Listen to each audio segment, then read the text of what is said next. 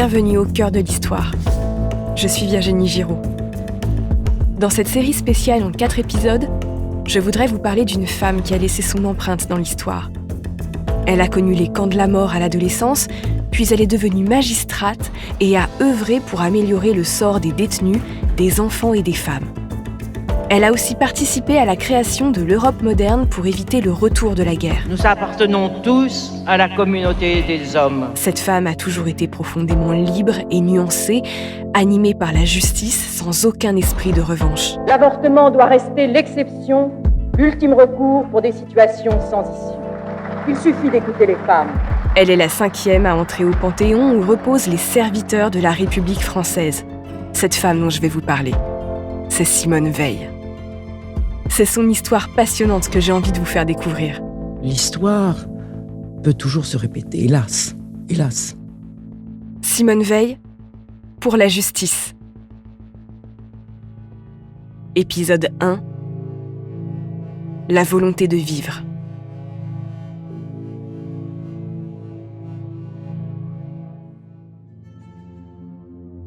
Nous sommes à Nice le 30 mars 1944. Simone Jacob a 16 ans. Elle rêve déjà de faire du droit et vient de passer les épreuves anticipées du bac. Munie d'une fausse carte d'identité destinée à cacher son nom juif, elle rejoint des amis pour fêter ça. Simone prend des risques. Il est dangereux pour une juive de se promener en ville. Être juive pour elle ne signifie pas grand-chose. Son père André et sa mère Yvonne ne se sont même pas mariés religieusement. La seule fois où une cousine l'a emmenée dans une synagogue, son père s'est fâché. Chez les Jacob, l'unique religion qui vaille, c'est l'humanisme. Les livres de prière sont remplacés par la grande littérature, comme celle de Montaigne. Il n'y a que les romans d'amour idiots, comme elle le dira elle-même en interview, qui sont interdits chez les Jacob.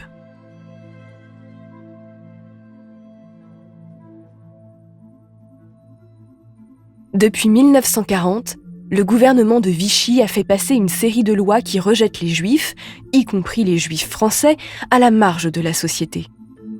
Ils n'ont pas le droit de travailler dans l'administration, par exemple, et d'autres métiers, comme celui d'architecte, celui du père de Simone, sont réglementés. Dans les faits, André ne trouve plus de travail et la famille Jacob vit modestement. Mais l'amour ne manque pas ni dans le couple, ni entre les 4 enfants, et cette période ne semble pas si sombre à Simone, la petite dernière de la fratrie. À partir de l'automne 1943, les Allemands commencent à traquer les Juifs sur la Côte d'Azur. C'est dans ce contexte que la famille Jacob se procure de faux papiers d'identité. Simone, sa sœur Madeleine, surnommée Milou, son frère Jean et leurs parents deviennent les Jacquier.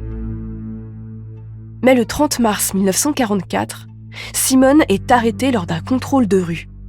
Quelques heures plus tard, ses parents, sa sœur et son frère sont aussi écroués. Seule sa sœur Denise, engagée dans la résistance, est toujours libre à cette date.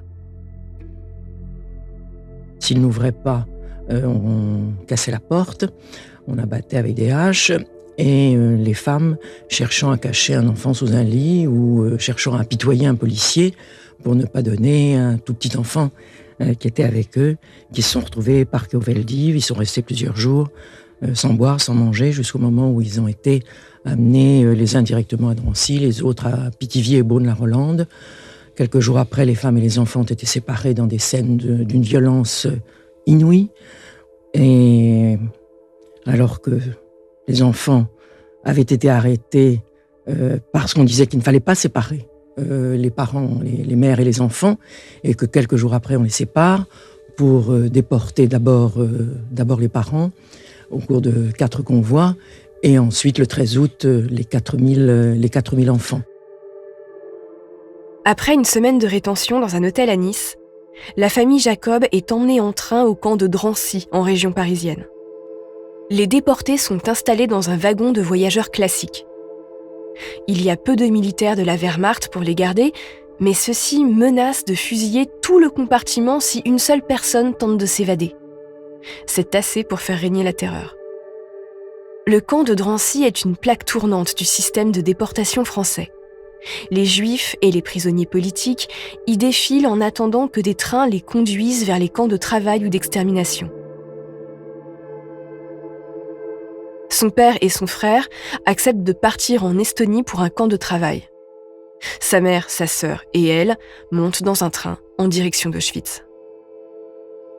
Après plusieurs jours de voyage dans un wagon à bestiaux bondés, Simone découvre en pleine nuit le camp de Auschwitz-Birkenau. Sur le quai de la gare, les femmes déportées sont accueillies par les cris des SS, les aboiements de leurs chiens et les faisceaux aveuglants des projecteurs. Une prisonnière demande son âge à Simone. Elle a 16 ans. La femme lui conseille de mentir et de dire qu'elle en a 18. Les femmes forment des colonnes qui passent devant un SS chargé de les trier. Maman avait été opérée de la vésicule biliaire, pas tellement longtemps avant. Elle était très maigre, elle était en mauvais état. Cet homme s'appelle Joseph Mengele. Il est médecin et fait des expériences médicales dans le camp. On est passé devant Mengele, c'était lui qui faisait les sélections.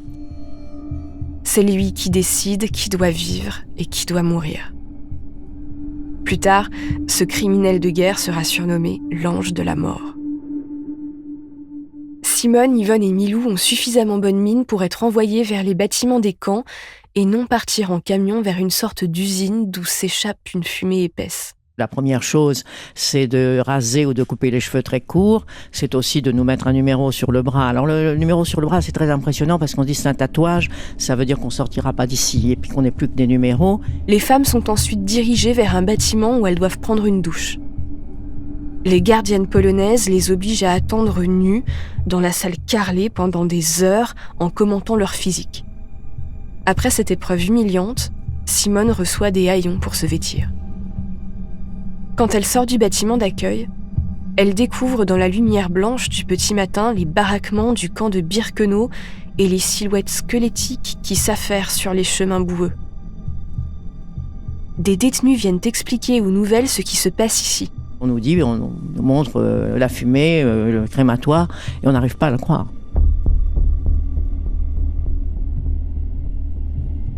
Humiliation, coups, manque de nourriture, et puis les fours crématoires pour les personnes jugées inaptes au travail.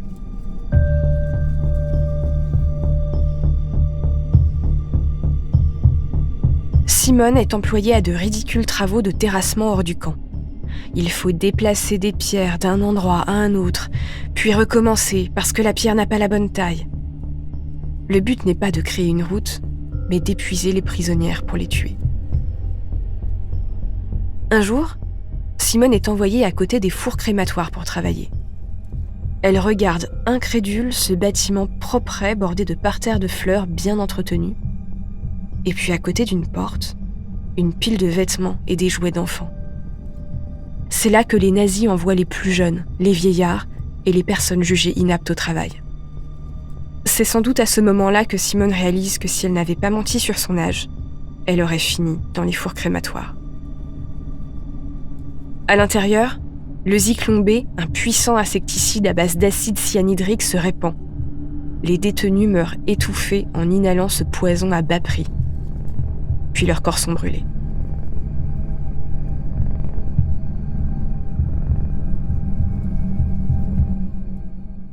La solution finale fonctionne avec l'efficacité d'une usine bien rodée. Il faut tuer vite, à bas coût, et faire disparaître les cadavres pour que le monde ne sache jamais. Elle est organisée en toute discrétion et bien dissimulée aux yeux de la Croix-Rouge. Quand cette organisation demande à visiter des camps pour s'assurer qu'il n'y a pas de crimes de guerre, les nazis l'envoient dans leur camp de concentration témoin, à Theresienstadt en Bohême-Moravie, l'ex-Tchécoslovaquie. Dans les camps, une capo polonaise la remarque. Cette gardienne de camp, une ancienne prostituée, est connue pour sa perversité. C'est une femme belle et brutale, soucieuse de plaire à ses employeurs nazis, et quelque chose chez Simone l'interpelle. Elle lui dit qu'elle la trouve jolie et veut lui donner une chance de rester en vie. Du haut de ses 16 ans, Simone a le courage de négocier. Oui, elle m'a sauvée, elle a sauvé aussi ma mère et ma sœur, parce que naturellement, nous étions toutes les trois entrées dans le camp, ce qui était assez exceptionnel. La plupart de mes camarades qui avaient le même âge que moi, leur mère n'est pas entrée dans le camp, nous sommes restés ensemble. Et naturellement, quand elle m'a dit je vais t'envoyer dans un commando, dans un petit camp à côté, où tu auras des chances de survivre, et je lui ai dit, nous sommes trois, nous partirons toutes les trois. En juillet 1944, les femmes Jacob sont transférées à Bobrek. L'hiver a commencé et l'armée rouge avance vers l'ouest. Les SS doivent évacuer les camps. Simone est stupéfaite de voir les militaires allemands continuer à s'acquitter de leurs tâches plutôt que de fuir. Ils sont eux-mêmes épuisés et continuellement ivres quand ils entraînent les prisonnières dans une marche de la mort. Le but de cette randonnée morbide est simplement de tuer des déportés d'épuisement. Après 70 km de randonnée dans un froid polaire, les survivantes montent dans un wagon de marchandises sans toit. Des villageois les prennent en pitié et leur lancent de l'eau et du pain. Les convois passent par Mauthausen, Dora et enfin Bergen-Belsen. Dans ce camp, les derniers détenus en vie ressemblent à des cadavres. Les nazis affament littéralement les prisonniers. Un jour, ils distribuent même du pain garni de bris de verre pour tuer les plus affamés. Ceux qui n'ont pas le courage de résister meurent d'hémorragie interne. Les femmes Jacob tiennent bon, mais Yvonne, rongée par le typhus, est déjà aux portes de la mort.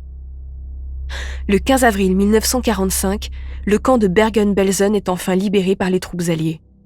Yvonne vient de mourir et Milou est malade. Les soldats ne sont pas en mesure de sauver tous les juifs qu'ils ont libérés et 12 000 d'entre eux meurent dans les jours suivants à cause des maladies et de la dénutrition.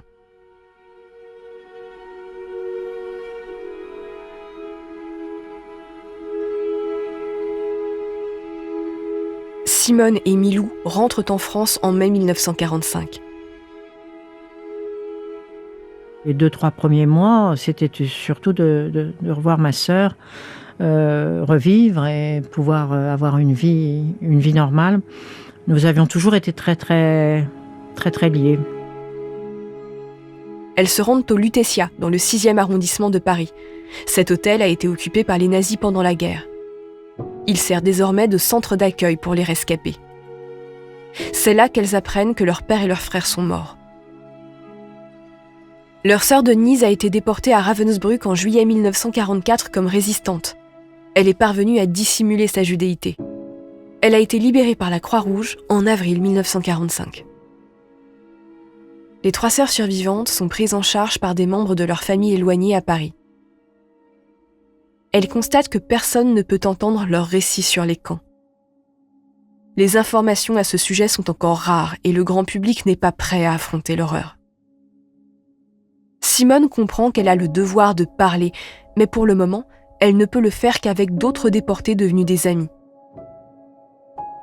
Ce qui est très frappant, c'est quand on se retrouve entre anciens déportés, c'est à la fois tellement douloureux, mais en même temps, on le prend toujours avec une espèce de distance et d'envie de dépasser et de rire. Maintenant, il y a urgence à vivre. Depuis l'enfance, Simone est attirée par le droit. Revenue des camps de la mort, elle est convaincue que c'est sa voie. Elle veut défendre les victimes de l'iniquité du monde. Elle avait passé son bac juste avant d'être arrêtée et déportée. À son retour des camps, elle apprend qu'elle a décroché son examen et s'inscrit immédiatement à l'Institut de sciences politiques et à la faculté de droit de Paris. Le travail devient littéralement un refuge. Travailler pour ne pas ressasser et faire avancer les choses. Dès 1945, sur les bancs de la fac, elle se fait un groupe de nouveaux amis. Pendant les vacances d'hiver, elle les suit à la montagne pour un séjour au ski. C'est là qu'elle rencontre Antoine Veil. Il est lui aussi juif et a échappé aux déportations parce que sa famille avait pu se réfugier en Suisse. Comme Simone, il étudie à l'Institut de sciences politiques, mais lui, il rêve de l'ENA. Simone et Antoine s'entendent immédiatement. À peine un an après leur rencontre, ils se marient le 26 octobre 1946. Chez les Veil, Simone commence une nouvelle vie qui lui évoque son adolescence. Sa belle famille est attachée à la culture et possède de hautes valeurs. La vie de Simone Veil est sur le point de commencer.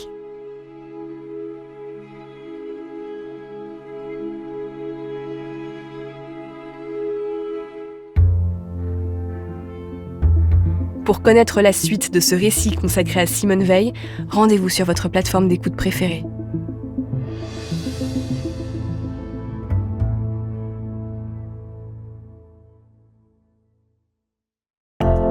Bienvenue au cœur de l'histoire. Je suis Virginie Giraud. Dans le premier épisode de ce récit en 4 parties, Simone Jacob a été arrêtée par la Gestapo le lendemain des épreuves du bac. Avec sa sœur Madeleine, elle survit à 1 année dans les camps de la mort. De retour à Paris, elle commence ses études de droit. Ses amis de l'université lui présentent Antoine Veil, qu'elle épouse à peine 1 an après leur rencontre. Épisode 2. La magistrate.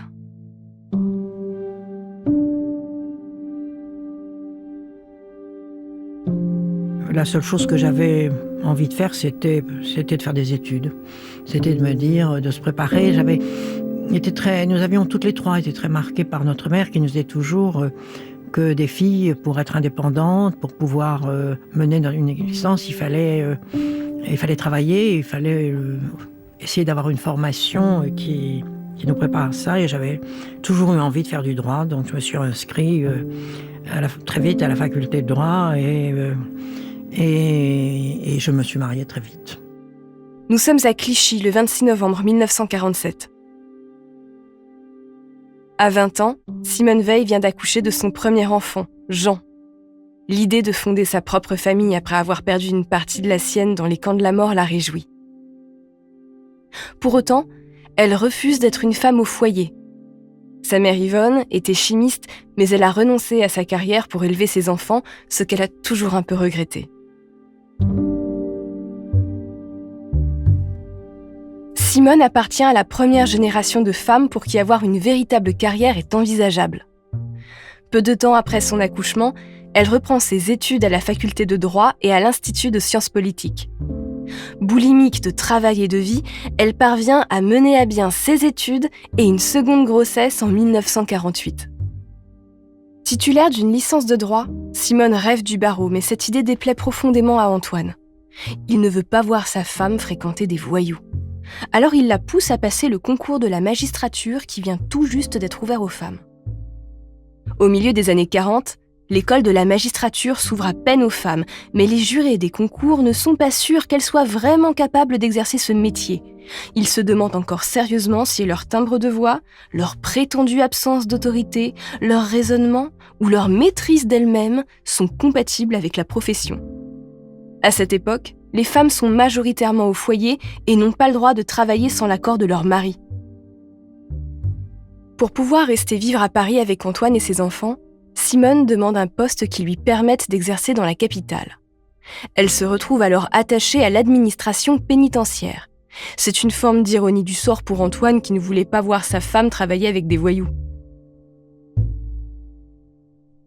Simone prend ses fonctions dans une annexe du ministère de la Justice située en plein cœur de Paris, à 2 pas du jardin des Tuileries. Les choses commencent mal.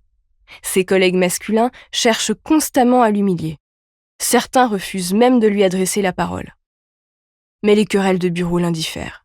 Elle est en charge de la libération conditionnelle, de l'aide à la réadaptation, de l'éducation et des soins aux détenus. Des sujets que ses collègues lui abandonnent parce qu'ils les jugent trop féminins, ce sont des aspects qui ne relèvent pas de la répression. Pour comprendre le milieu carcéral, toute celle qu'elle peut en région parisienne et en province. Elle profite même d'un départ en vacances en famille pour s'arrêter à la prison de Nîmes.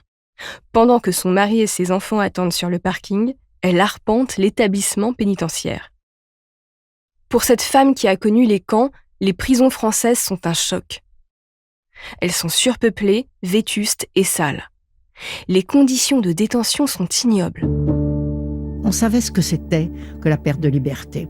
Et on savait ce que c'était que la perte de liberté et il y avait toute une école qui était pour essayer, il y avait beaucoup moins de détenus qu'autrefois, les prisons étaient encore plus moches parce qu'il n'y avait aucune prison nouvelle et ces prisons étaient vraiment moyenâgeuses. C'était scandaleux, même l'état matériel des prisons, mais on essayait de les rééduquer. C'est à ce moment-là qu'on a créé une prison-école, qu'il y a eu des bibliothèques qui ont été créées, qu'on a essayé de faire que ceux qui avaient une possibilité de rééducation le soient de la meilleure façon possible. Dans certaines maisons d'arrêt, les détenus ne peuvent prendre qu'une douche par semaine. La magistrate signe de nombreux rapports pour améliorer les conditions d'emprisonnement, convaincue que ce n'est pas en transformant les gens en bêtes qu'on permet leur réhabilitation. Les prisons pour femmes la touchent au plus haut point. En France, il y en a très peu parce que les femmes sombrent moins dans la délinquance ou le crime que les hommes. Simone Veil est révoltée par les mauvais traitements subis par les détenus. À la maison centrale de Haguenau, elles sont littéralement martyrisées. Parfois, elles n'ont même pas le droit de se parler. Elles sont maltraitées parce qu'on ne les considère pas comme étant dangereuses. Elles ne vont pas se rebeller contre les matons. Simone Veil fait fermer Haguenau et les femmes sont transférées à Rennes dans un établissement plus moderne. En 1959, Edmond Michelet est nommé ministre de la Justice par Michel Debré. Comme Simone Veil, il a survécu au camp de concentration. Cet ancien résistant veut lui aussi que la prison ne soit pas un lieu de déshumanisation. L'incarcération est nécessaire pour punir, mais elle doit aussi préparer au retour dans la société une fois la peine purgée. Simone trouve en lui un allié dans son combat.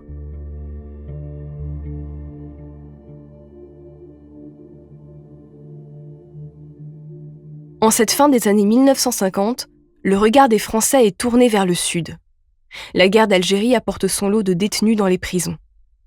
Edmond Michelet envoie Simone Veil en mission en Algérie, alors divisée en départements qui portent les numéros 91, 92, 93 et 94, ceux qui seront réutilisés plus tard pour la petite couronne de Paris. La magistrate fait sa tournée. Elle produit ensuite un rapport de 44 pages pour améliorer les conditions de détention et mettre les maisons d'arrêt de l'Algérie française aux normes qu'elle souhaite imposer dans l'Hexagone. Elle plaide également en faveur du déplacement en métropole de certains détenus comme une jeune femme nommée Yasmina. Cette militante pour l'indépendance de l'Algérie avait eu les jambes sectionnées par une bombe qu'elle avait elle-même posée et nécessitait des soins particuliers qu'on ne pouvait pas lui prodiguer dans son pays. Simone Veil participe aussi à l'amélioration du quotidien des terroristes algériens.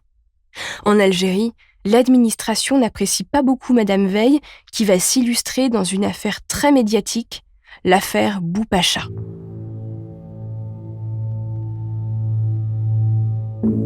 En 1960, Djamila Boupacha, une jeune Algérienne de 22 ans, est arrêtée chez ses parents pour association de malfaiteurs et tentative d'homicide volontaire. Elle est militante au FLN, le Front de Libération Nationale Algérien.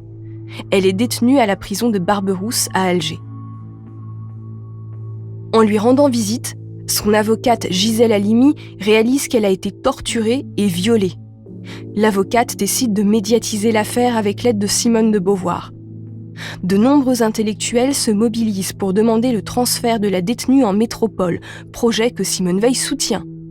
Pour la magistrate, permettre à Djamila Boupacha d'échapper à la torture n'est pas un acte militant, mais un acte d'humanité.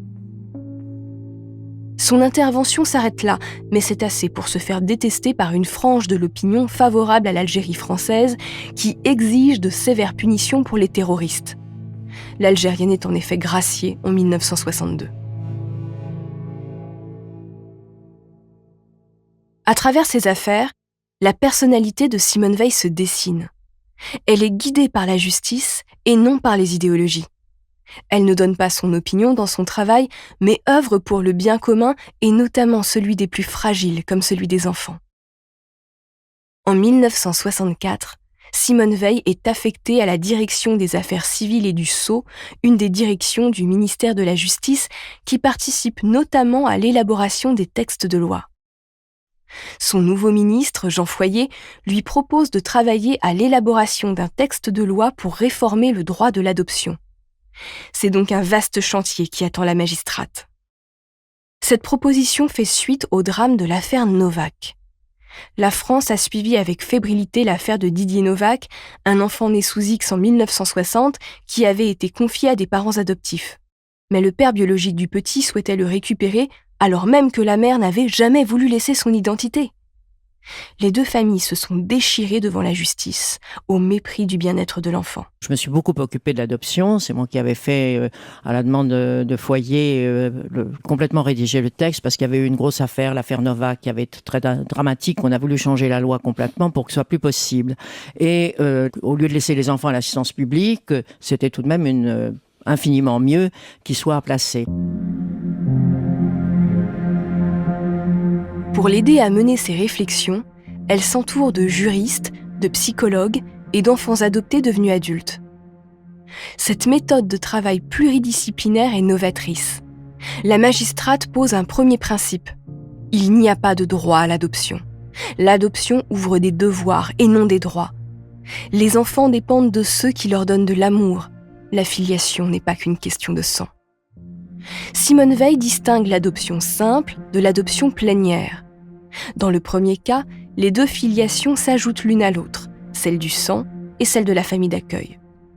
Dans le deuxième cas, la famille d'adoption remplace la famille du sang. Enfin, une adoption ne peut être prononcée par le tribunal que si elle est dans l'intérêt de l'enfant. La loi du 11 juillet 1966 renouvelle complètement le droit français. Son ministre félicite Simone Veil pour le travail accompli. J'appelle tous les manifestants à se retirer du quartier latin. L'objet de cette explosion, vous avez entendu une autre explosion, là je pense une troisième maintenant. Alors que mai 68 bouleverse Paris et la France, Simone Veil est une magistrate de 40 ans reconnue pour la qualité de son travail. C'est une femme qui s'est imposée dans un monde très masculin. Depuis ses fenêtres de la rue Danton, dans le quartier latin, Simone Veil regarde les étudiants manifester dans la rue. Tandis que les forces de police lancent des grenades lacrymogènes, obligeant ainsi les étudiants à reculer. Il défile avec des pancartes sur lesquelles on peut lire « Il est interdit d'interdire »,« Sous les pavés la plage »,« Jouir sans entrave ». Il n'est pas nécessaire de mener des combats d'arrière-garde. Le pouvoir a essayé de frapper durement le mouvement étudiant. Ces slogans appellent un monde nouveau. Elle comprend que la société a besoin de changer et elle porte ces mutations autant qu'elle le peut. Néanmoins, elle réprouve la violence et les coups d'éclat. Simone Veil est une femme tout en nuances et modérée. La justice reste l'aiguille de sa boussole interne. En ce moment, quand on voit ces révolutions qui se sont passées, ce courage des peuples, cette audace, cette imagination, et qu'on est là, nous, frileux, à refuser, à dire « mais qu'est-ce qui va nous arriver ?» Je dois dire, je suis effondrée. On veut surtout que rien ne bouge. Mais les choses bougeront sans nous. Il faut faire en sorte d'être dans le coup et de se dire on assume, on garantit, on fait ce qu'il faut, on répond. Et si on leur dit non, nous on veut rien, mais quelle image on aura ? L'année suivante, en 1969, la magistrate intègre le cabinet du ministre de la Justice. Elle découvre l'un des cœurs battants du pouvoir et cela l'enchante. Là, elle sent qu'elle peut agir à grande échelle pour le bien commun. Et comme à son habitude, Simone se jette à corps perdu dans le travail. Mais le rythme d'un cabinet ministériel est éreintant et elle ne voit plus beaucoup sa famille. Alors Antoine, son époux, la pousse à demander une nouvelle affectation au bout de 9 mois. Simone rêve de retourner dans l'administration pénitentiaire, mais elle obtient un poste inespéré.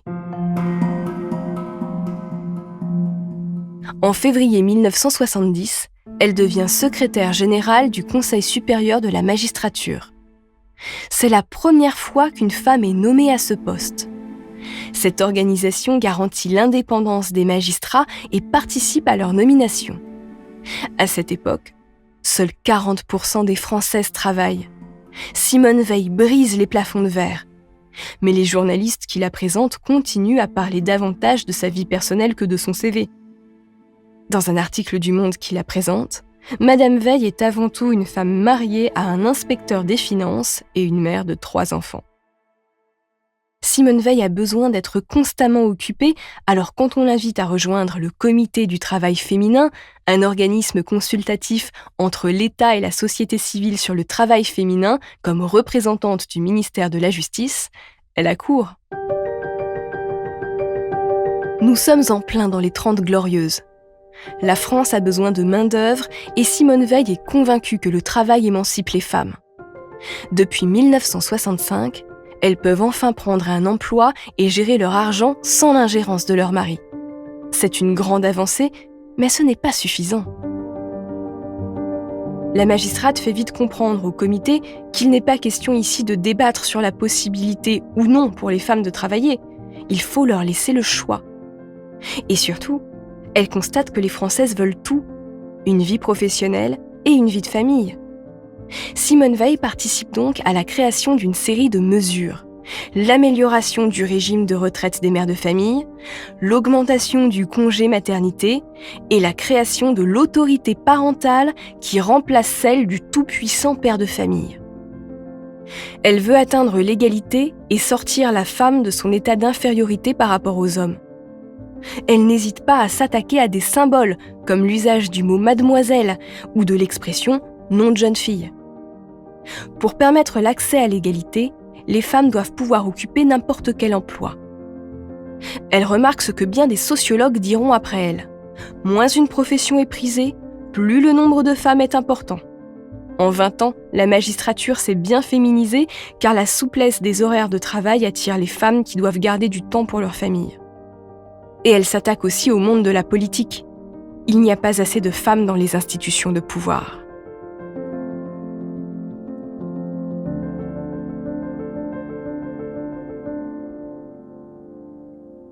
Simone Veil devient la femme que l'on s'arrache.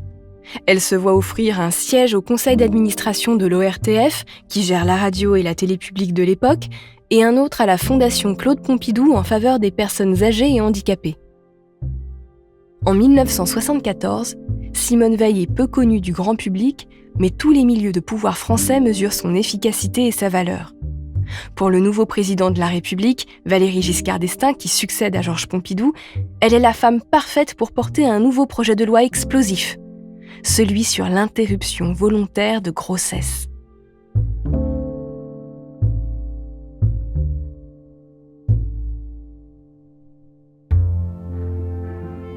Pour connaître la suite de ce récit exceptionnel en 4 épisodes consacrés à Simone Veil, rendez-vous sur votre plateforme d'écoute préférée.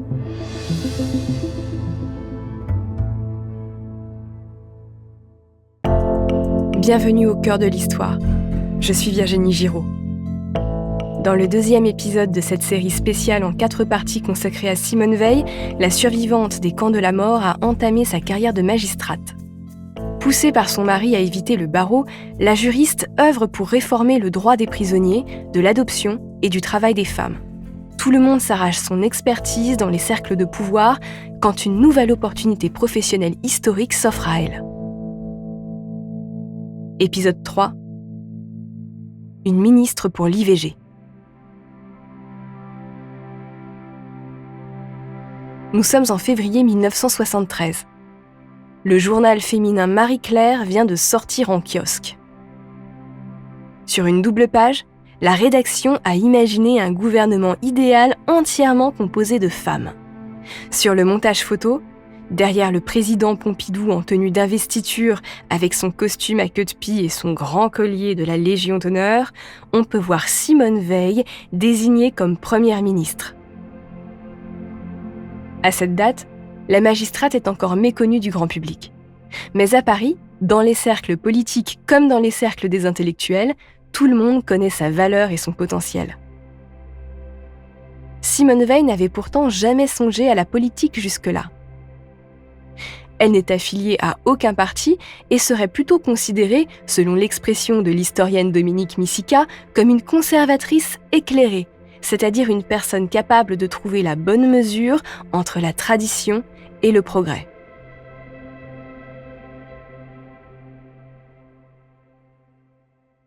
En 1974, Valéry Giscard d'Estaing est élu président de la République. Jacques Chirac devient son Premier ministre. Les deux hommes savent qu'ils ont pour mission de réformer un pays qui aspire au renouveau, surtout en matière de féminisme. Il faut donc faire entrer des femmes au gouvernement. Il s'avère que Simone Veil est une amie de Marie-France Garot, qui est un peu la Pygmalion de Chirac. C'est peut-être elle qui lui parle de Madame Veil. Toujours est-il que 9 femmes sont nommées au gouvernement. 8 d'entre elles sont nommées à des postes de secrétaire d'État et Simone Veil devient la première ministre de plein droit de la Ve République et elle est en charge de la santé. On ne comprenait pas du tout pourquoi on pouvait me choisir comme ministre. Je n'ai jamais fait de politique, je n'ai jamais été tentée même d'en faire. Je suis dans l'administration et ça me paraissait une chose qui n'était pas du tout dans la ligne de ce que je pensais pour ma carrière. Et lorsque le Premier ministre m'a fait l'honneur de me demander de faire partie de son gouvernement, j'ai été extrêmement étonnée.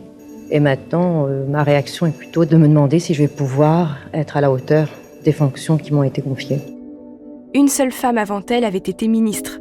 C'est Germaine Poinçot-Chapuis, qui avait aussi eu le ministère de la Santé sous la 4e République entre 1947 et 1948. M. Giscard d'Estaing avait dit qu'il y aurait à peu près 3 femmes au gouvernement. Pour l'instant, vous êtes la seule femme ministre à part entière. Il y aura peut-être des femmes secrétaires d'État. Toujours est-il que vous allez vous retrouver toute seule parmi une quinzaine de ministres. Comment est-ce que vous envisagez ce premier conseil ? Comme je n'ai jamais assisté à un conseil des ministres, je ne l'envisage pas. J'en conserve la surprise jusqu'à demain matin.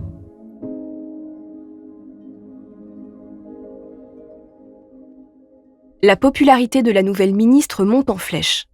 Dans son bureau ultra-moderne, où tout le mobilier est en plastique beige à l'exception du téléphone à fil en bakélite gris, elle prend la pose en tailleur rouge pour des photographes aux côtés de sa petite fille en robe à smoke. À 47 ans, Simone Veil incarne la Française idéale. Épouse, mère, grand-mère, mais aussi femme engagée et investie dans sa carrière. Dans le cadre de la profonde réforme sociétale engagée par VGE, Simone Veil va devoir porter le projet de la légalisation de l'interruption volontaire de grossesse, l'IVG. Quand Simone Veil prend ses fonctions, l'IVG est interdite en France. La loi condamne les femmes qui se font avorter, les avorteuses, celles qu'on appelle familièrement les faiseuses d'anges, et aussi toutes celles et ceux qui facilitent l'accès à l'avortement. Ces personnes encourent de la prison et même la peine de mort dans certains cas. Selon les périodes, la justice est plus ou moins répressive. Dans les années 1940, sous Vichy, la loi a été appliquée avec sévérité. En 1943, près de 4000 femmes sont condamnées pour avortement. La France déploie une politique nataliste pour lutter contre les pertes de la guerre. Même si on les punit moins avec le temps, en 1972, 354 femmes ont encore été condamnées. Cette année-là, Gisèle Halimi, une avocate proche de Simone Veil, défend Marie-Claire Chevalier, une adolescente de 16 ans qui comparaît devant le tribunal pour enfants de Bobigny pour avoir avorté à la suite d'un viol. Et le pire dans cette histoire, c'est son violeur qui l'a dénoncé à la police. Sa mère et son avorteuse font l'objet d'un autre procès. Une partie des Français leur offre massivement leur soutien. Les femmes qui ont signé le manifeste des 343 dans le Nouvel Observateur, celles qu'on appelle désormais les 343 salopes, sont évidemment de leur nombre. Parmi elles, il y a les actrices Catherine Deneuve, Françoise Fabian, Jeanne Moreau, Delphine Seyrig, et des intellectuels comme Marguerite Duras et Simone de Beauvoir, la seule de cette liste à ne pas s'être fait avorter, mais qui souhaitait participer à la cause. Ces femmes encourent la prison pour déclarer publiquement avoir fait passer leur bébé en vertu de la loi du 31 juillet 1920 qui condamne la provocation à l'avortement. Mais personne n'ose s'attaquer à elles sont trop célèbres. Leur action démontre la tartufferie et la désuétude de cette loi. La loi sur l'avortement, c'est ce que j'ai dit à Gisèle Halimi, qui fait partie de ce groupe, elle n'aurait jamais été votée si l'opinion publique n'avait pas été préparée par le manifeste des femmes qui avaient dit qu'elles s'étaient fait avorter, même si c'était pas vrai, par le procès de Bobigny, dont Gisèle Halimi avait été une sorte d'héroïne comme avocate, et par la presse féminine qui nous avait beaucoup soutenus. Après l'affaire Chevalier, la France ne veut plus condamner des femmes pour avortement, mis à part une frange de la bourgeoisie ultra-catholique qui pourtant ferme les yeux quand ses propres filles partent avorter dans de bonnes conditions et en toute discrétion en Suisse ou en Angleterre, généralement dans des établissements privés.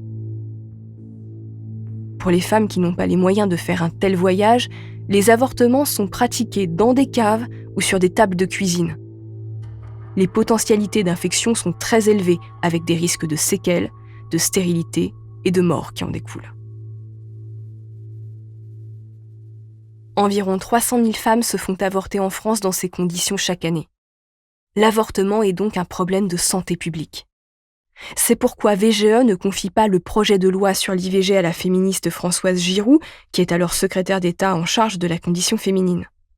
C'est Simone Veil, la ministre de la Santé, qui portera ce projet de loi justement parce qu'elle ne se dit pas féministe.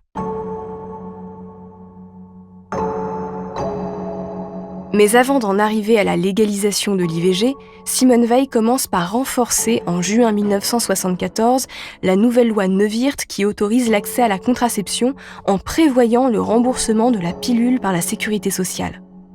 C'est un tollé sur les bancs de la droite qui considère massivement que la pilule incite les femmes à l'infidélité.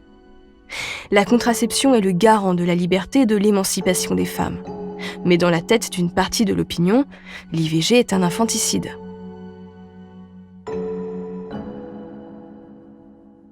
Au moment où Simone Veil prend le dossier de la légalisation de l'IVG, elle constate que des jalons ont déjà été posés dès 1973 pour préparer le vote de cette loi.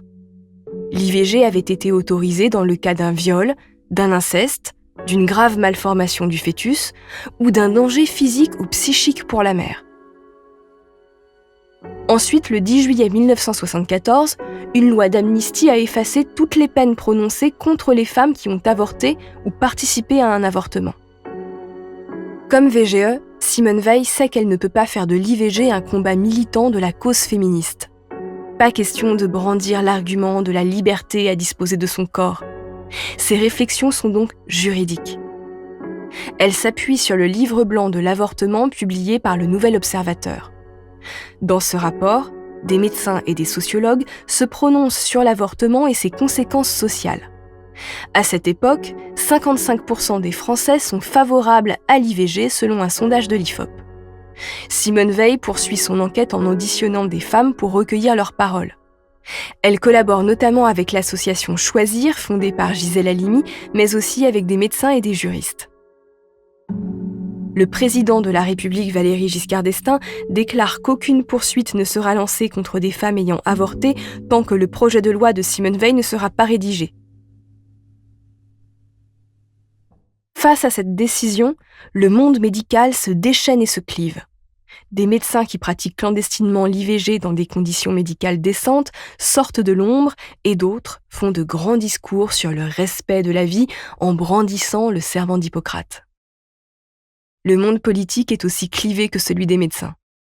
La majorité de droite à l'Assemblée nationale montre son mécontentement malgré le soutien de VGE à Simone Veil. Le Premier ministre Jacques Chirac la soutient aussi, mais officieusement, parce que pour lui, ce sont des affaires de bonnes femmes. Nous sommes à l'Assemblée nationale le 26 novembre 1974. Il est 16h. Simone Veil monte à la tribune pour présenter son projet de loi. Cheveux coiffés en chignon, chemisier bleu et sautoir de perles, la ministre affecte une mine grave. Elle tient entre ses mains à plat les feuilles qu'elle a annotées au crayon rouge. Des barres obliques marquent les respirations à prendre dans son discours. Elle regarde l'hémicycle. Face à elle, se tiennent 480 hommes et 9 femmes. Sa voix s'élève, claire et posée.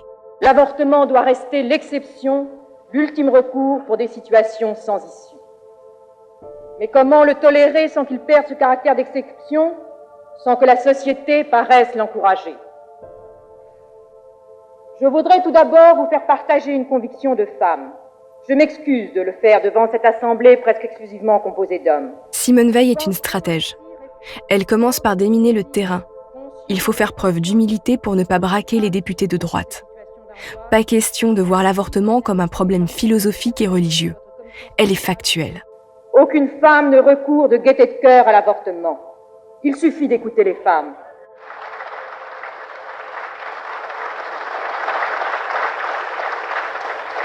C'est toujours un drame, cela restera toujours un drame.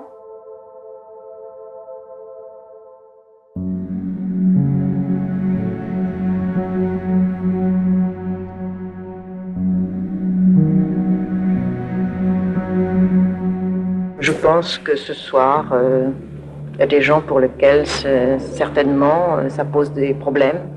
Et j'espère que c'est pas trop difficile pour eux de voir que peut-être le pays adopte un projet qui va contre leur conscience et qu'ils se rendront compte qu'en fait, ça permet de remettre de l'ordre.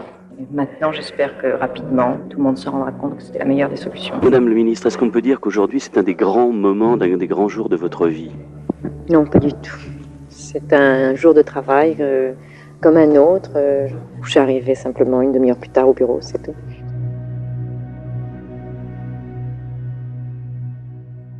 Devant le Palais Bourbon, des associations brandissent des panneaux sur lesquels on peut lire « Assassins, sauvons nos enfants ». Ironie du sort, au moment des débats, l'ORTF est en grève et retransmet les sessions de l'Assemblée nationale à la télévision pour meubler l'antenne. Et les débats sont musclés. Un député compare la loi Veil à l'action des nazis. Il ne sait pas que la ministre est une ancienne déportée. Sincèrement confus quand il le découvre, il lui présente ses excuses. Alors que les débats continuent tard dans la nuit, Simone Veil, épuisée, se prend la tête entre les mains.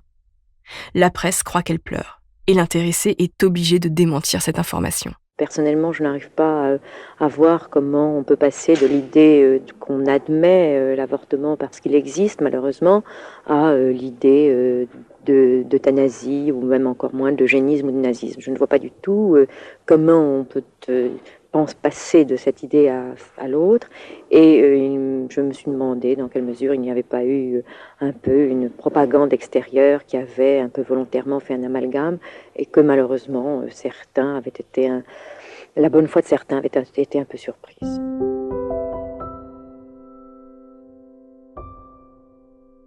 Quand elle rentre chez elle, la ministre croule sous les courriers de femmes qui la remercient et lui racontent leur avortement. D'autres l'insultent et dessinent des croix gammées sur leur missive. Enfin, le moment de vérité arrive dans la nuit du 28 au 29 novembre 1974. Simone Veil va savoir combien de députés sont favorables à son projet de loi. Le moment est historique.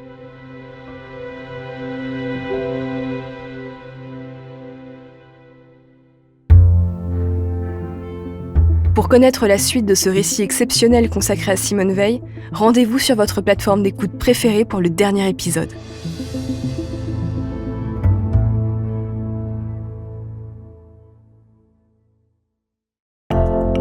Bienvenue au cœur de l'histoire. Je suis Virginie Giraud. Dans le 3e épisode de cette série spéciale consacrée à Simone Veil, la magistrate est devenue ministre de la Santé en 1974. Elle porte un projet de société fondamental, la légalisation du droit à l'avortement. Épisode 4. Femme de paix.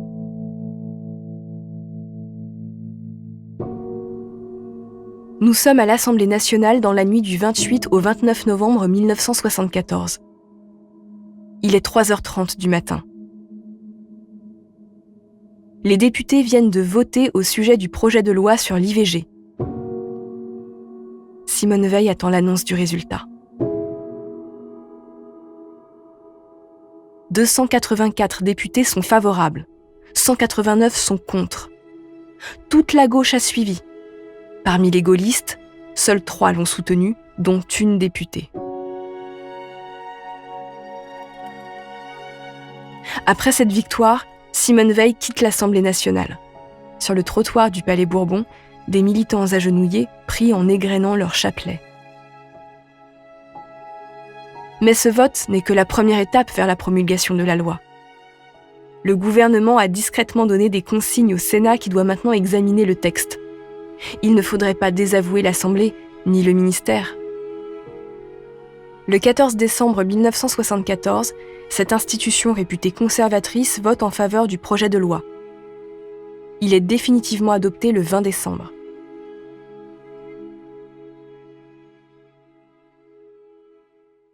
Simone Veil n'est pas dupe. Elle sait que les politiciens qui ont voté pour ont été influencés par leurs femmes. En dehors des petits bastions réactionnaires et progressistes qui font beaucoup de bruit, les hommes se fichent de cette loi. Celle-ci sera appliquée à titre expérimental à partir de 1975 et rendue définitive le 31 décembre 1979. La victoire de Simone Veil fait d'elle une personnalité politique de premier plan très appréciée du grand public.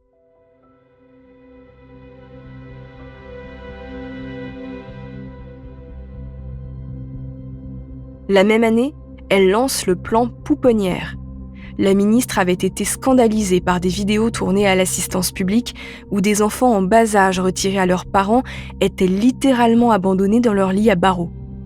Elle impose qu'il y ait une puéricultrice pour 7 bébés dans les pouponnières et interdit le chronométrage de la toilette des bébés à une époque où les assistantes maternelles sont formées à exécuter cette tâche en un temps record. Elle professionnalise aussi le métier de nourrice. Elle en finit ainsi avec un travail féminin souvent payé au noir et permet aux jeunes mères actives qui le souhaitent de retrouver plus vite le chemin du travail. Simone Veil considère que ces dispositions correspondent aux aspirations des Françaises qui, de plus en plus, veulent un métier sans renoncer à la maternité. En tant que ministre de la Santé, elle améliore le quotidien à l'hôpital. C'est elle qui met fin à la pratique des dortoirs où s'entassent jusqu'à 60 malades. Elle organise le recrutement des infirmières et des aides-soignantes pour améliorer la qualité des soins et facilite la progression des carrières pour limiter les abandons de poste. En 5 ans au ministère de la Santé, Simone Veil a imprimé sa marque. L'humain est au centre de ses réflexions. Même si elle a toujours eu une haute opinion de la justice, son expérience des camps lui permet de garder en tête un principe fondamental. On ne traite pas des hommes, des femmes ou des enfants comme des numéros.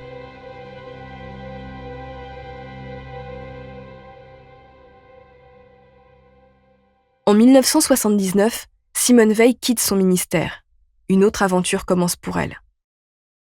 En raison de son histoire et de ses engagements, elle apparaît encore à VGE comme la candidate idéale pour conduire la liste de l'UDF aux élections européennes. C'est un pari audacieux parce que Simone Veil, à 52 ans, n'a jamais été élue à aucune fonction. Mais elle se prend au jeu, elle écume les émissions de télé et les meetings. Le 7 juin 1979, elle fait un discours dans une école. Soudain, des militants du Front National font irruption avec des fumigènes et des bombes lacrymogènes. Parmi eux, il y a le chef du parti d'extrême droite, Jean-Marie Le Pen. Il lui hurle qu'elle est une avorteuse.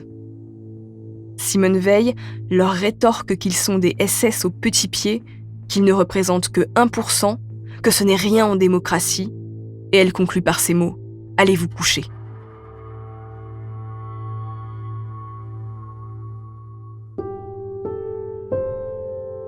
Trois jours plus tard, la liste de l'UDF à laquelle appartient Simone Veil passe avec 27,5% des suffrages. La voilà entrée au Parlement européen. VGE se met ensuite d'accord avec le chancelier allemand Helmut Schmidt pour la faire élire présidente de l'Assemblée européenne. Les deux hommes, un peu cyniques mais convaincus par son talent, font de la juive française déportée le nouveau symbole de l'amitié franco-allemande. Simone est encore une fois la première femme élue à cette présidence prestigieuse. Dans son discours, elle tient à montrer qu'elle veut œuvrer pour la paix, la liberté et le bien-être des Européens. Une fois en fonction, elle découvre que le Parlement européen n'est pas encore très bien structuré. Grâce à son soutien, une commission du droit des femmes est créée en octobre 1979. Ce nouvel organe a pour mission de travailler à l'égalité hommes-femmes en Europe. L'égalité salariale est l'un de ses chevaux de bataille. En multipliant les conférences en Europe, la présidente s'aperçoit que le pouvoir est encore une affaire d'hommes et elle s'attache à la promotion des femmes en politique. Il y a beaucoup de femmes qui souhaitent avoir plus de responsabilités dans la vie politique. Elles n'y arrivent pas. Moi, je suis un peu l'exception qui confirme la règle. Je ne suis entrée dans la vie politique que parce que j'étais une femme. Parce que, je dis, par cette démarche volontariste. Les résultats qui me sont communiqués à l'heure où je m'exprime annoncent que les Françaises et les Français ont choisi le changement que je leur proposais. En 1981, François Mitterrand succède à Valéry Giscard d'Estaing. 1 an plus tard, Simone Veil quitte ses fonctions de la présidence du Parlement européen et le jour suivant, ses collègues la remercient par 5 longues minutes d'applaudissements. En 1994, Simone Veil est rappelée au ministère de la Santé à la fin de la présidence de François Mitterrand. Elle travaille sur les lois de bioéthique, sur le sida et la toxicomanie, et elle est à l'origine du préservatif à 1 franc que tous les adolescents de l'époque ont connu. Elle ne perd pas de vue ses combats pour les femmes et obtient le remboursement de la péridurale par la sécurité sociale. Sa démocratisation est un combat de haute lutte. Elle complète aussi des chantiers commencés 20 ans plus tôt en développant des congés parentaux et en créant 100 000 crèches. La garde des tout-petits est en effet le seul moyen pour les femmes de s'investir autant que les hommes dans leur carrière. Et pour les y aider, Simone Veil s'apprête à mener un nouveau combat pour la parité. Pour elle, il est primordial d'avoir autant de femmes que d'hommes dans les institutions. Le nouveau président Jacques Chirac, élu en 1995, se montre favorable à des réflexions sur le sujet en créant l'Observatoire de la parité. Le Premier ministre Lionel Jospin lui emboîte le pas. En 1999, il permet un changement de la Constitution. Son article 3 prévoit désormais l'égal accès aux femmes et aux hommes aux différents mandats. Les années passent et Simone Veil s'efface peu à peu de la vie politique, mais multiplie les prises de parole en faveur des femmes et de la paix, ainsi que les titres honorifiques.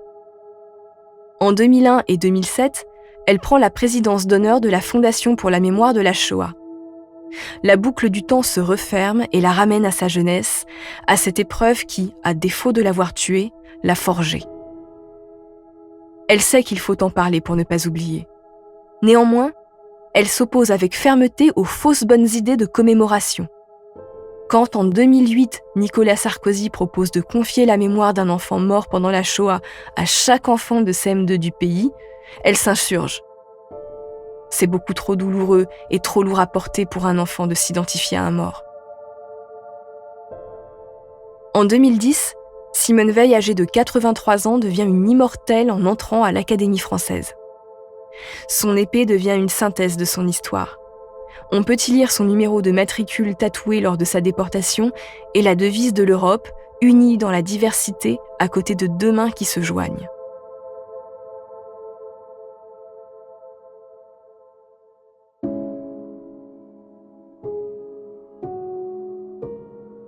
Épuisée par une longue vie intense, Simone Veil apparaît peu en public depuis 2013. Elle meurt chez elle à Paris le 30 juin 2017, à presque 90 ans.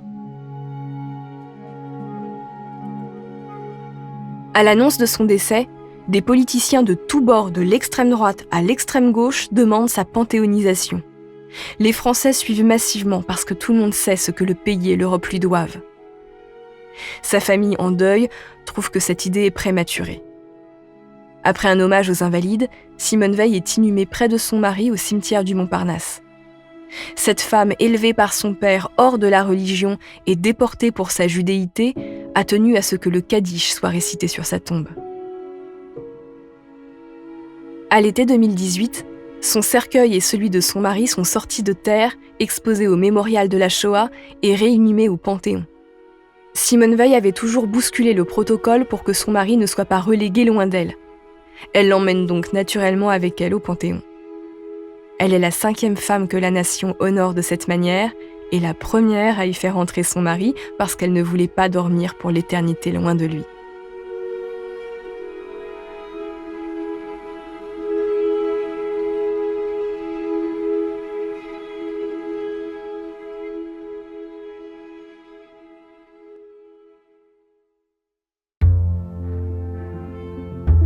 C'est la fin de ce récit en 4 épisodes consacré à Simone Veil. Merci de l'avoir écouté. Abonnez-vous au Cœur de l'Histoire sur votre plateforme d'écoute préférée pour ne manquer aucun épisode et suivez-nous sur Twitter, Instagram et TikTok pour avoir accès à des contenus inédits. Au Cœur de l'Histoire est un podcast original Europe 1 Studio produit par Adèle Imbert. Je suis l'auteur du récit que vous venez d'écouter.